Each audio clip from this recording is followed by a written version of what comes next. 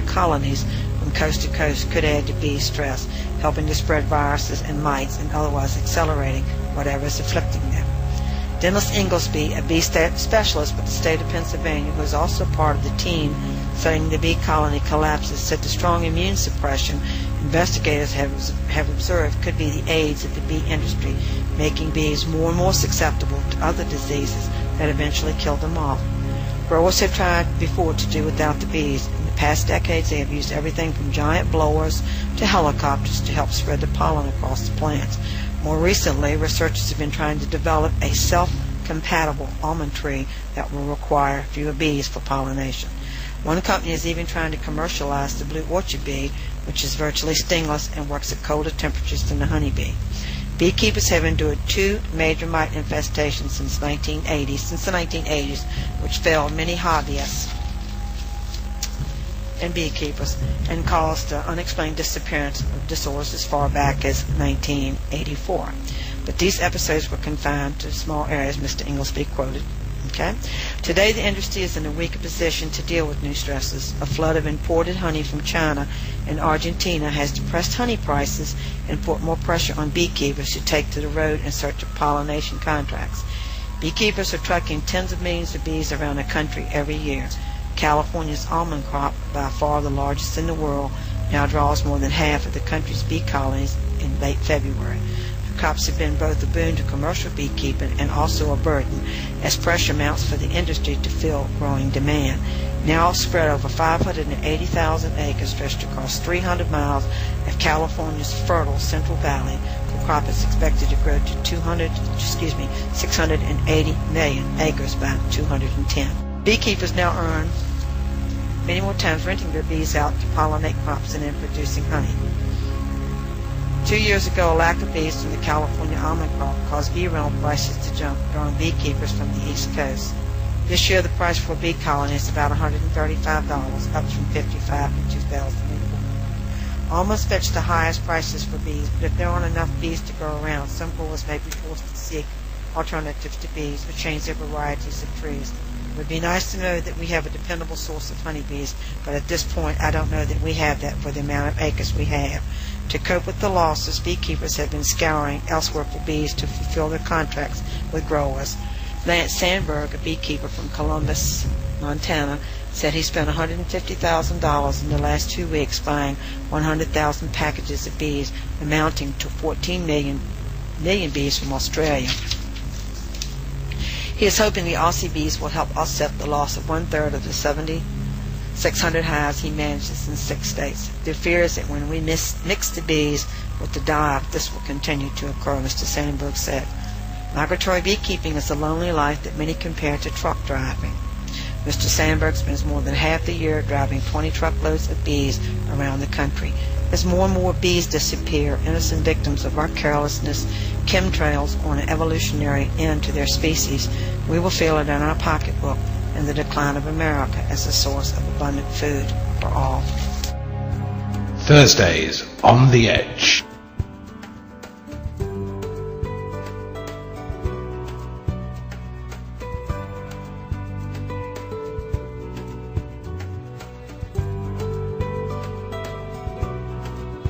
Earth Day is April 22nd, and this day is dedicated to Rachel Carson. Rachel Carson was an American biologist and a nature writer. She was the author of the critically acclaimed book, Silent Spring, which dealt with the use of DDT and its harmful effects on wildlife. Carson's work had a powerful impact on the environmental movement. Her book was a rallying point for the fledgling social movement of the 1960s. Silent Spring altered forever the balance of power in the world in regards to overuse of pesticides. No one since has been able to sell pollution and poison as a necessary ingredient of progress and profit. Carson's work in extreme activism it inspired is at least partly responsible for the deep ecology movement in the United States and the successful campaign to ban the use of DDT in America. The creation of the Environmental Protection Agency in 1970 addressed another concern Rachel Carson had brought to light.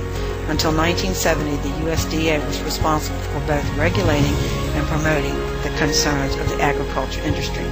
Ms. Carson saw this as a conflict of interest since the USDA was not held accountable for effects on wildlife or other environmental concerns. Years after the creation of the EPA, it can only be described as an extended shadow of her book, Silent Spring. Most of the EPA's early work, such as the enforcement of the 1972 Federal Fungicide, Insecticide, and Roticide Act, was related directly to Rachel Carson's work. Everyone has a hero, someone they can look up to, and Rachel Carson is my hero. For sometimes a silent spring can become a raging river. I close with a quote from Rachel Carson herself. Those who dwell as scientists or laymen among the beauties and mysteries of the earth are never alone or weary of life. Thank you, Rachel.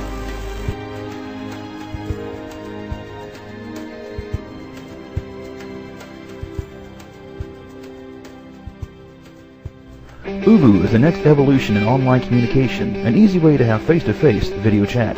Talk one-on-one or up to 6 people at one time in 3D smooth video display with clear sound.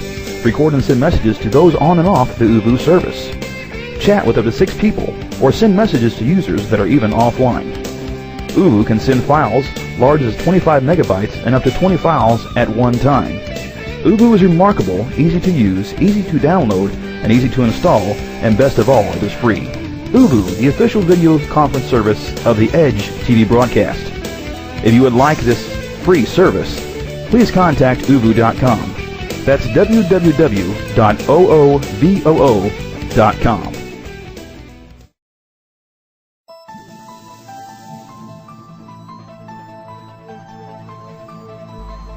Welcome back. I'm Andy Radford in the Edge's UK studio for the Edge's Thursday show. Before we go to Gina Romano's interview, let me remind you about the Edge's news page. If you have a pressing news story, just go there and look for the link News Hotline. If you click that, you can send an email direct to the Edge's editorial news desk. If you fancy creating a video presentation of between 10 minutes, 20 minutes, maybe 30 minutes, just do it and email it to us here at theedgeam.com and we will play this for you on the Edge's Thursday show. Please make sure your video presentations cover our subject matter. If you want to help the Edge radio and television broadcast get the message out to a wider public, you can install our TV player on your own web page. Now, just go to the relevant link and you'll find that under our main media player at www.theedgeam.com. Just copy and paste the code into your HTML. Now here is Edge correspondent Gina Romano with her latest interview on organized gang stalking and electronic warfare. As I mentioned earlier in this program, there is a second interview which can be found on the Edge's Thursday show page, and this link will be added after the show. Here is Gina Romano. Hi, this is Gina Romano, Edge correspondent. Today we're here with Andrew. Andrew's a victim of organized stalking and electromagnetic weaponry harassment. Tonight Andrew's going to tell us his story. Andrew. Hi, how are you? Fine, how are you? Good. And Andrew, do you want to tell the listeners where you're from? And why don't you go ahead and start telling your story?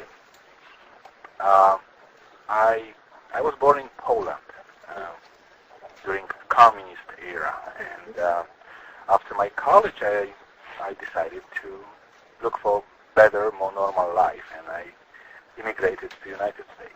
Mm-hmm.